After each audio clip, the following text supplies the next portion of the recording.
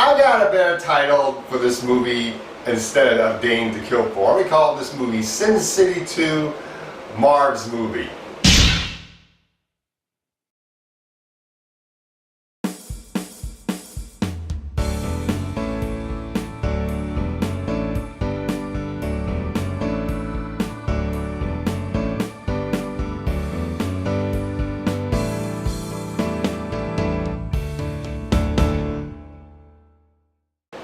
Sin City 2, A Dame to Kill For, directed by Robert Rodriguez and Frank Miller.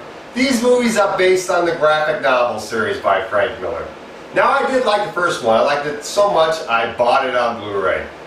And just like the first one, this one has the same use of color, which makes it look like a graphic novel that comes to life. Just like the first one, this one has the same acting style, which is similar to that of Humphrey Bogart's Maltese Falcon. Only the Sin City movies are more violent and more sexy. But this movie is not as good as the first Sin City. The main reason why this movie is not as good is because 3 characters have been recasted, all within the title story, A Dame to Kill For. The title story's main character is Dwight, who was originally played by Clive Owen. He's now played by Josh Brolin. Josh Brolin is a wonderful actor. I really like him. But he is not Dwight. Clive Owen plays this character much better. Dwight is a private detective in this movie who's taking pictures of Ray Liotta cheating on his wife with a prostitute played by Juno Temple. Dwight is teamed up again with Rosario Dawson's gang. They have to go up against an old flame from Dwight's past, played by Eva Green, and she's protected by Minute, who was originally played by the late Michael Clarke Duncan. Minute is now played by Dennis Haysbert, who does the character almost as good as Michael Clarke Duncan. And it's totally fine to recast Minute. Michael Clarke Duncan is dead now. What is not understandable is recasting my favorite member of Rosario Dawson's gang, the one with the sword. She's now played by Jamie Chung from Zack Snyder's Sucker Punch. I hate this actress. This woman is a terrible actress.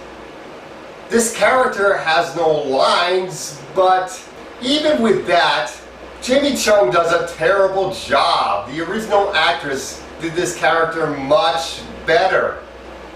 The second story's main character is Johnny, played by Joseph Gordon-Levitt.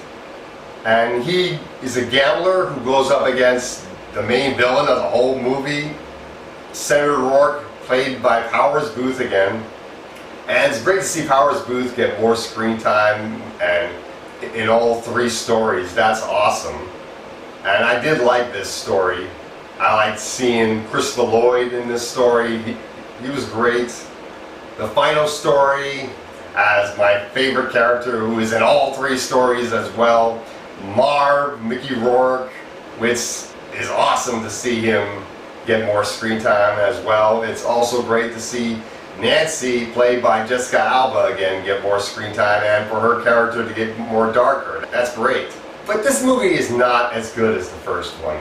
This movie is more unrealistic, which takes away the believability of this world. Yeah, the first one was unrealistic too, but making this movie more unrealistic, I really did not like that. Now, I do think if you're a fan of the first movie, you should give this movie a chance. Maybe you will like this movie, even though it's not as good as the first one. So overall, I'm going to give this movie a B-. It's worth checking out.